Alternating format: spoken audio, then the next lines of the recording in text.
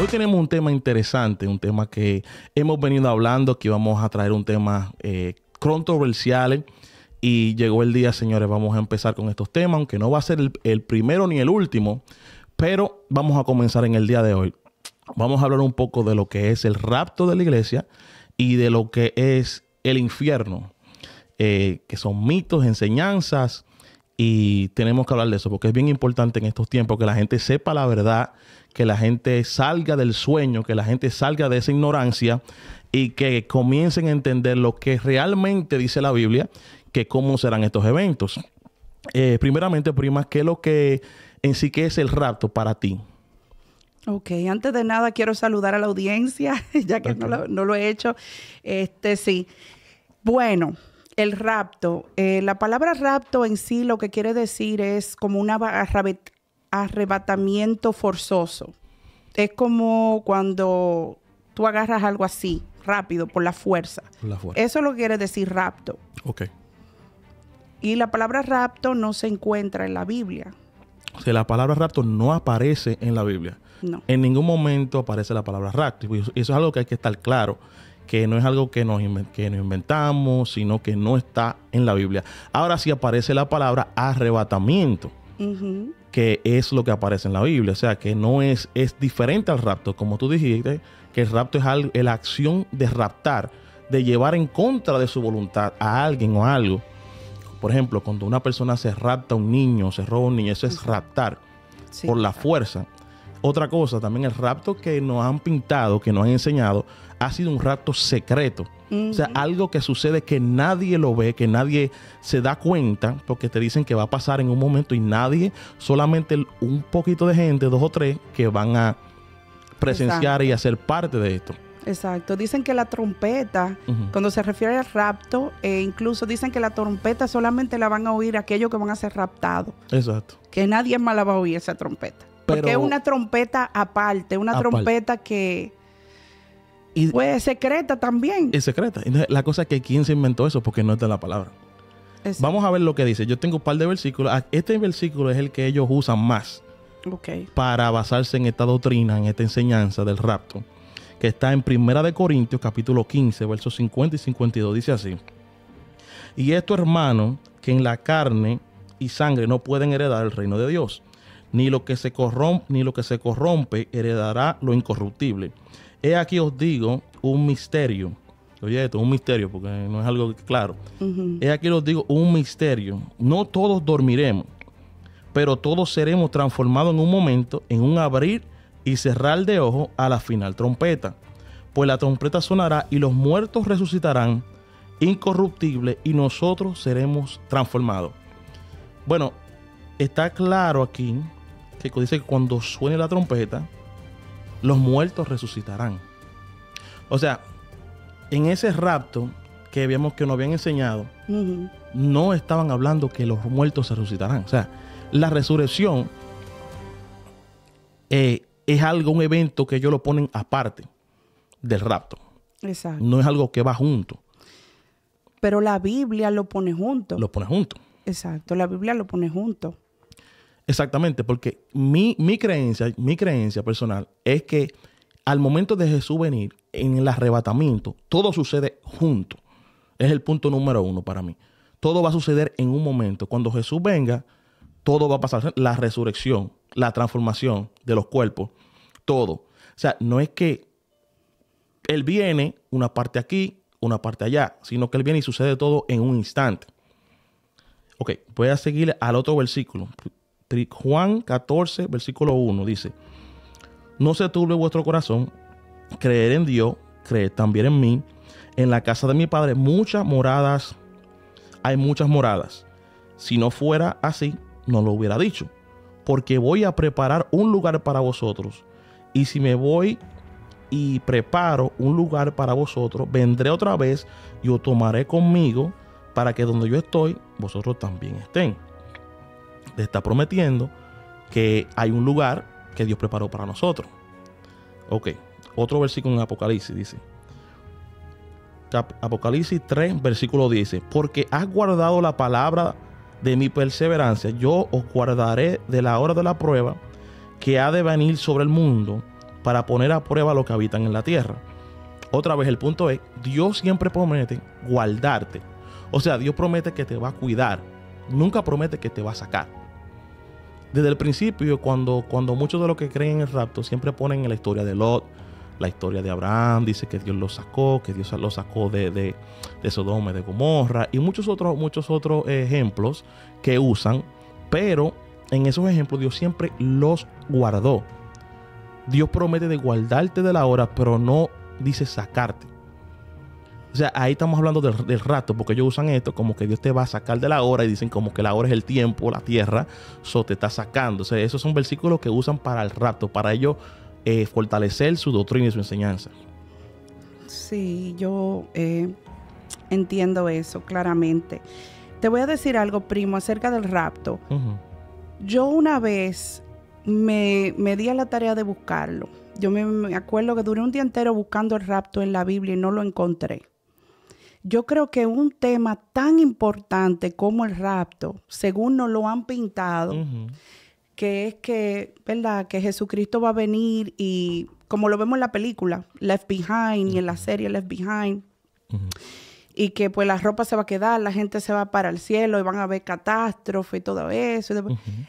Ese rapto en sí, yo lo busqué muchísimo en la Biblia y no lo encontré. Exacto. Y algunos de los puntos que yo vi en la Biblia, uno es que dice que los muertos en Cristo resucitarán primero, ¿verdad? Exacto. Entonces, la Biblia habla de la resurrección y habla de la primera resurrección. Okay. La primera resurrección. Pero ¿dónde está la primera resurrección? En Apocalipsis 20. Es decir, okay, la Biblia habla de la primera resurrección a lo último de Apocalipsis ya. Cuando, uh-huh, ya ha pasado de todo, cuando ya ha pasado todo, ahí es que entonces los muertos van a resucitar. Y esa es la Biblia clara que dice que es la primera resurrección. Uh-huh. Entonces, ¿cómo va a ser que viene un rapto secretamente y los muertos en Cristo van a resucitar primero y después nosotros lo vamos a encontrar en el aire? Y esto va a pasar antes de la primera resurrección. Pero es que no, porque ahí mismo te lo explica. Que cuando la final trompeta, los muertos en Cristo resucitarán primero. O sea, te está hablando que ahí mismo resucitan. Exacto. Entonces está hablando también que es a la final trompeta. Exacto. Tú sabes que no es como una trompeta que nadie oye. Claro. Entonces también, porque lo que pasa es que yo entiendo que, perdón, lo ponen como dos acontecimientos. El rapto, exacto, y la venida de Cristo como otro acontecimiento. Otro acontecimiento. Y eso es parte de lo que están hablando, lo que te dije ahorita, de Juan Darby. Ese fue los hermanos Darby que le dicen que empezaron con esa teoría de que lo empezaron a ponerle, como te digo, divisiones al acontecimiento. Ellos mismos dijeron, espérate, tú estás medio confuso, pues entonces nosotros vamos a ponerle algo, y se juntó con Scofield, hicieron una Biblia, un comentario, las dispensaciones. Okay, después viene el rapto, la iglesia se va, después viene lo que es el milenio, entonces ellos vienen cambiando todo, lo vienen poniendo por etapas. Por eso fue Juan Darby que hizo eso. Entonces después viene Tim LaHaye también con la película Left Behind, uh-huh, y empiezan a como quien dice, a ponerle eso en la mente a la persona de lo que va a suceder y lo ponen por etapas. Pero en sí, la Biblia no habla así. La Biblia habla de un acontecimiento, exacto, un arrebatamiento, una resurrección, y a la misma vez todo sucede a la misma vez. Exacto. ¿Me entiendes? Y de una segunda venida, porque es que si viene el rapto y también viene la segunda venida, ahí hay dos venidas. Dos venidas. Porque exacto, dicen no, que es, exacto, es como dos partes. O sea, él viene y se queda en la nube, pero no vino. O sea, no vino, porque ellos dicen, en Apocalipsis dice, y todo ojo le verá. Entonces, si es el rapto, esa venida no es el rapto.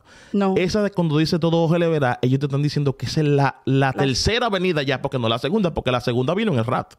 Sí. Entonces ya está la tercera venida. Ahí tú ves cómo ya se va la confusión, el mareo de decirte a ti algo inconcreto, algo que no estás seguro. Exacto. Eso es algo que... Uh-huh. Yo una vez quería... Tú sabes, tiempo atrás yo quería, cuando predicaba, sí, así, quería predicar del rapto. Y me puse a buscar. Y yo, Dios mío, pero ven acá, ¿y cómo yo puedo predicar del rapto? Porque es que está tan confuso. Exacto. Es decir, que no hay... Es que es un acontecimiento demasiado grande para no estar claro en la Biblia. Exacto, no hay de qué predicar. No, que no se encuentra. Es que no es bíblico. No es bíblico. La segunda venida sí es bíblica. Sí, esa sí no es bíblica. No el rapto. Y eso es lo que queremos enfatizar aquí. Que no es que no creemos que Jesús viene por segunda vez, pero Él viene una vez más. O sea, no viene 2 ni 3 veces más, como nos ha enseñado. Pero tenemos que entender que esa teoría del rapto ha sido descartada ya en muchos países. Sí. España, muchos países. Pero aquí todavía se sigue enseñando esa enseñanza. Esa enseñanza. ¿Y qué tú crees del hombre de pecado? Porque dicen que, ¿verdad? Que el rapto va a suceder antes de que el anticristo se manifieste para liberarnos a nosotros de eso, para liberar a un grupito. Pero también la Biblia, cuando yo me puse a buscar, la Biblia no dice eso. Eso no es lo que dice la Biblia. Yo tengo un versículo aquí que me gustaría leerlo.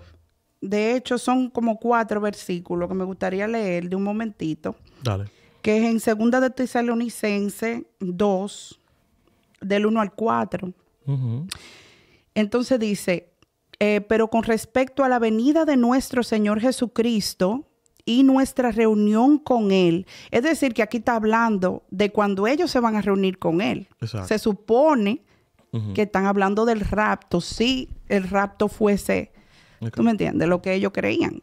Exacto. Dice, pero con respecto a la venida de nuestro Señor Jesucristo y nuestra reunión con Él, os rogamos, hermano, que no os dejéis mover fácilmente de vuestro modo de pensar, ni os conturbéis ni por espíritu, ni por palabra, ni por carta, como si fuera nuestra, en el sentido de que el día del Señor está cerca. Nadie os engañe en ninguna manera, porque no vendrá sin que antes venga la apostasía y se manifieste el hombre de pecado, el hijo de perdición, el cual se opone y se levanta contra todo lo que se llama Dios o es objeto de culto, tanto que se sienta en el templo de Dios como Dios, haciéndose pasar por Dios.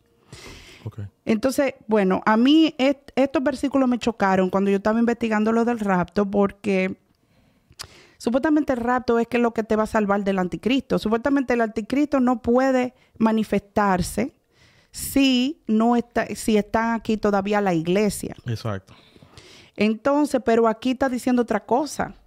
Aquí está hablando de la venida de nuestro Señor y nuestra reunión con Él. Se supone que nuestra reunión con Él es la primera vez que nosotros lo vamos a ver. ¿Tú me entiendes, Pedro? Aquí no puede... Yo digo supuestamente, señores, porque estoy hablando de cómo nos lo enseñaron a nosotros, que eran 2 acontecimientos diferentes, y como la Biblia lo dice, que yo no veo dos acontecimientos diferentes.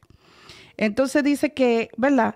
Dice que no se dejen mover fácilmente, porque no va a venir antes de que se manifieste el hombre de pecado. Pero entonces no lo contaron al revés.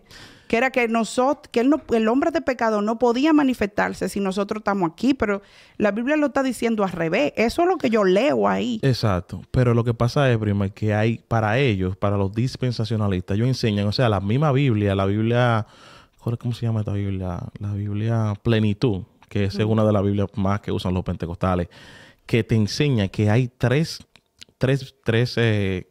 raptos. O sea, no 3 raptos, sino que hay 3 enseñanzas. O sea, una es la rapto antes de que se manifieste. Otra es que en medio de la tribulación es el rapto. Y otra es que es al final. Sí, entonces te dan 3 a escoger. Tú escoges la que tú pienses. O sea, que ellos mismos dicen, aquí tenemos pruebas y tenemos versículos que vaquean. O sea, la 1, la 2 y la 3. ¿Me entiendes? Entonces ya es como estamos hablando. Pero está claro ahí, como tú dices, que no va a venir eso, no va a suceder eso antes de que se manifieste. Y es lo que estamos hablando. Pero mucha gente, prima, dicen, es que yo prefiero creer. Tú no has escuchado gente que dicen, no, pero esperanza. Tú me puedes confundir y decirme, te dame los versículos, pero yo prefiero tener la esperanza de irme antes. Y muchos se enojan y dicen, pero yo me he guardado para Dios, para eso yo tengo tantos años creyendo y ahora tú me vas a decir que no es así. Pero no es que no te queremos decir que no es así, es que te estamos trayendo la verdad. Te estamos trayendo lo que dice verdaderamente la Biblia. No te estamos dando enseñanza de personas que sacaron su propia conclusión. Y está claro, como tú dijiste.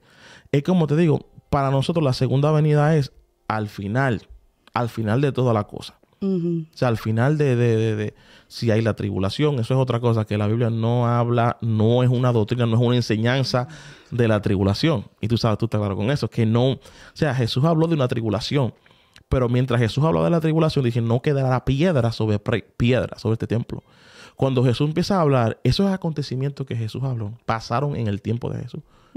Es más que Él te dice, todo esto va a acontecer en esta generación. Antes que esta generación termine. ¿Y cuántos años es una generación?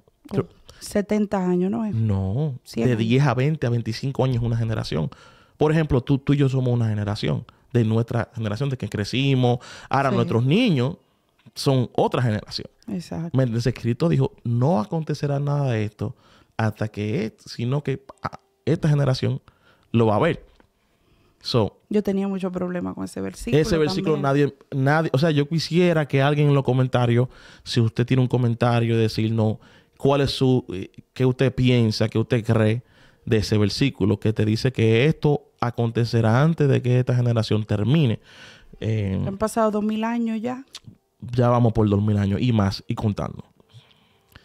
Que esos acontecimientos sucedieron, Jesús estaba hablando para el momento presente. No para un momento futuro, pero ellos lo cogieron de esa forma.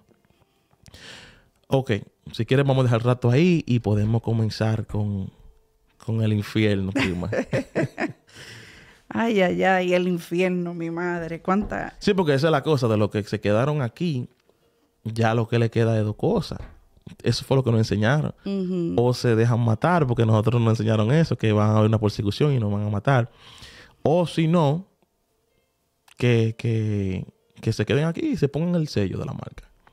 Exacto. Y todo eso. Sí.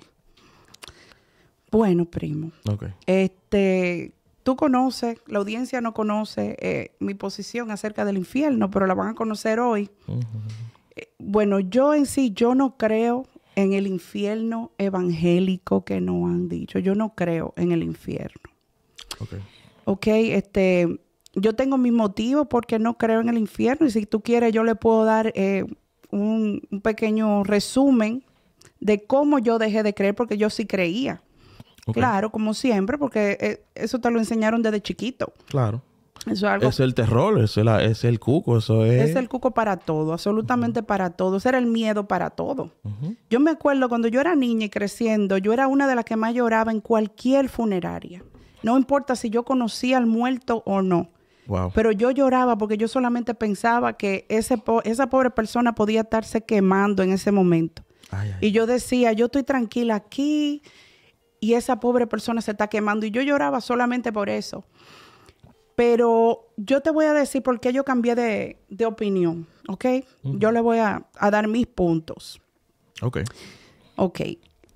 Exacto. ¿En qué momento? O sea, porque tú, sabes, te criaste en una iglesia evangélica y nuestra familia ha sido evangélica todo el momento. ¿En qué momento llega como ese pensamiento y esa hambre en ti en escudriñar, en buscar que... Bueno, primo, déjame decirte lo que sucedió. Yo creí en el infierno porque me lo habían enseñado, aunque nunca me ha hecho mucho sentido, pero pues ya, es como la Biblia lo dice, es así, tú tienes que aceptarlo, no lo cuestiones. ¿Okay? Dios es bueno, pero Dios es amor, pero es fuego consumidor, así que tú tienes que aceptarlo y punto.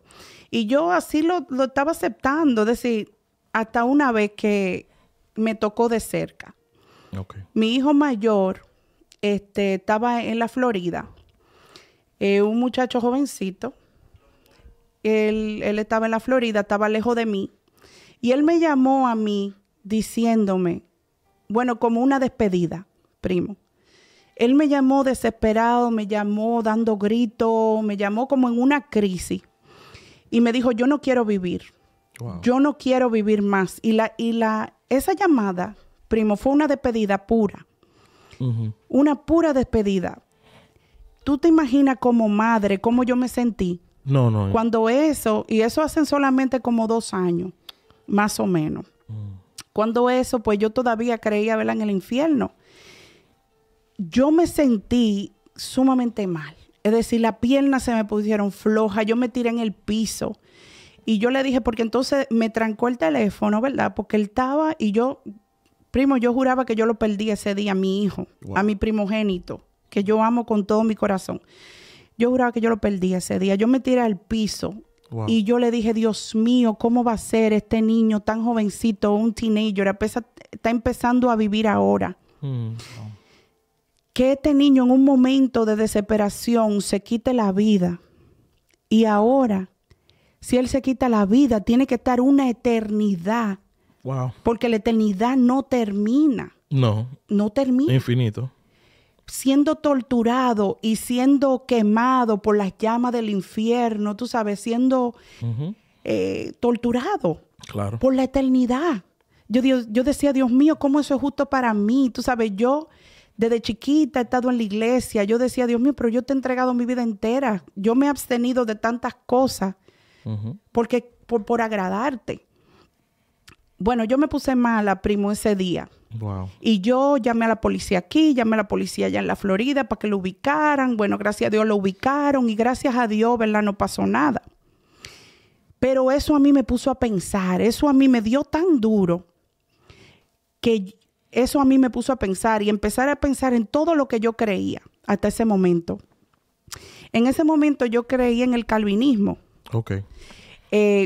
Y yo creía también, es decir, yo estaba como confundida, pero me inclinaba al calvinismo de que Dios eligió, porque yo estaba viendo una iglesia así, de que Dios pues eligió un grupo de personas para que fueran salvos.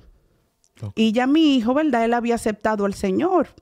Hacían años, él había aceptado, se había bautizado y todo eso. Entonces, eso como en ese momento de separación, como que me daba algo de confort. Exacto. Pero entonces yo decía, no, porque si él se mata, se va a ir para el infierno. Conforme a lo que nos enseñaron. Exacto, conforme a lo que nos enseñó, si se mata, se va para el infierno. Y entonces el calvinismo como que me daba un chin de confort, pero entonces yo empecé a pensar, digo yo, muy bien, porque es mi hijo, ¿verdad? Pero ¿y las otras madres? ¿Y las otras madres? Y entonces yo empecé a pensar, Dios mío, yo no quemaría a mi hijo por más travieso que sea, por más mal que se porte. Yo no lo quemaría un minuto. Yo no sería capaz de agarrar un coso y prender en fuego a mi hijo ahí al frente y estarlo yo mirando por un minuto ni 5 minutos. Es más, que el que hace una cosa así es un psicópata y un loco. Exacto. Si tú ves que alguien está haciendo una cosa así, que está prendiendo a sus hijos en fuego porque se portaron mal, porque no hicieron la cosa como es, ¿qué tú pensarías de esa gente? ¿Tú pensarías que es una gente llena de amor?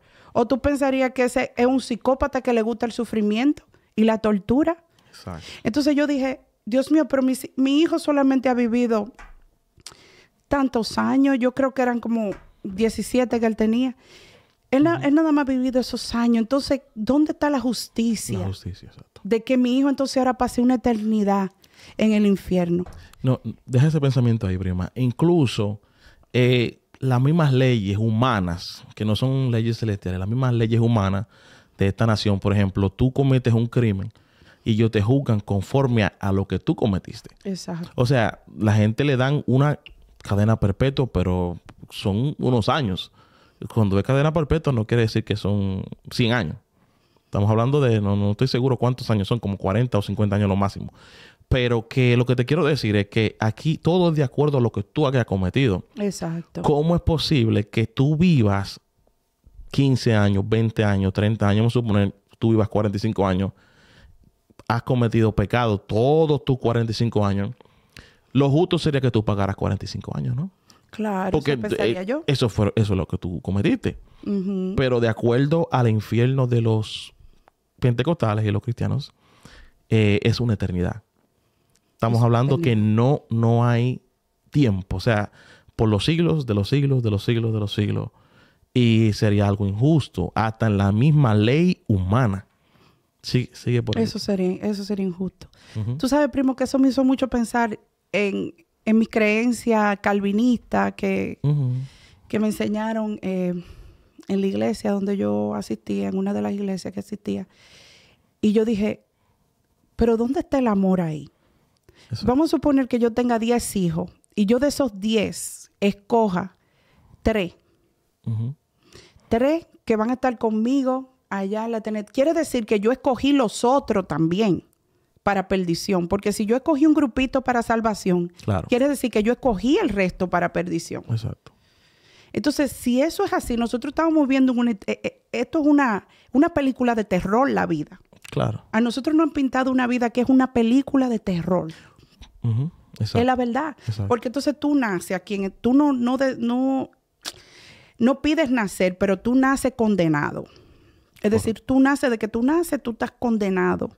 Si no eres parte de eso escogido. Si no eres parte de eso escogido, si no aceptas a Cristo como tu Salvador, tú estás, lamentablemente ya, tú estás condenado. Tú naciste ya condenado. Pero entonces, prima, digo yo, y aquellas personas que nunca escucharon de Cristo, o sea, aquellas personas en esas islas, porque tenemos que ponernos claro, la gente que trajeron esta creencia, vinieron ya de España, de allá, cuando, vamos a suponer, Santo Domingo, y los indios que estaban en República Dominicana.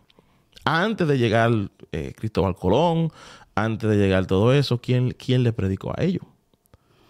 ¿Me entiendes? Y toda esta gente que estaban allá, que no indígenas, sentido. Cuando se morían, ¿para dónde iban? Porque ninguno de ellos conocieron a Jesús. No, que no tiene sentido, primo, no tiene sentido. Si yo te busco ahora mismo en cuánta es la población mundial ahora mismo. Exacto. Que yo te la puedo buscar en un momento. Mira, ahora mismo la población mundial, estoy buscando el worldmeters.info, está en 8 billones. Y muchísimo ahí, miles y cosas. Pero está en 8 billones de personas. Hoy han nacido nada más 279,000 personas, han muerto 139,000, casi 140,000 personas en lo que va del día.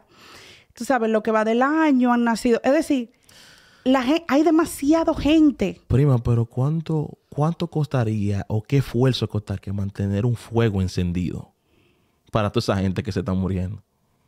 O sea, porque vamos a suponer que la mitad se salve. Vamos a suponer, ya es un número exagerado conforme a los cristianos. Porque conforme a los cristianos de ahí 1%, como un 10% se salvaron. Claro, como un 10% nada más. De ahí. Entonces, si tú te imaginas, entonces, el reto de esas personas diariamente que caigan en el infierno.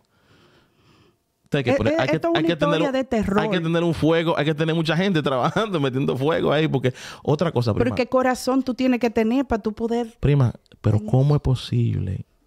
¿Qué dice la Biblia? Cuando tú te mueres, ¿qué es lo que va al infierno? Que supuestamente, conforme a los cristianos, ¿qué es lo que va al infierno? El alma. El alma. O sea, entonces, si en el infierno hay fuego, es para que se quemen, ¿verdad? Entonces, no se queman. Pero si es algo, o sea, ¿cómo que después que tú te morías, tú no eres físico, tú no eres materia, ¿cómo tú te vas a quemar? Exacto, tú no te puedes quemar si tú no... Si tú no tienes lo único que se quema es el cuerpo. No se puede quemar lo que no es materia. Exacto. Que no... Ya de ahí se sale eso de lo lógico, que no es ilógico. Sí, es que yo no... Eso es ilógico. Una es ilógico. Y otra que es inhumano. Eso es sadístico, eso es horrible. Eso es una cosa demasiado inhumana. Wow. Primo, vamos a suponer, ¿verdad? Sí. Disculpa que ponga este ejemplo, pero yo quiero darte un ejemplo que te toque. Sí. Si a ti te dicen que tus hijos se van a ir para el infierno, ¿verdad? Y tú tienes vamos a suponer que existiera. Se te dicen que tus hijos se van para el infierno y tú tuvieras el poder de eliminarlo. ¿Tú lo eliminarías para que ellos no se fueran? Claro. Claro que sí, ¿verdad que sí? Ahora, ¿tú eres más bueno que Dios?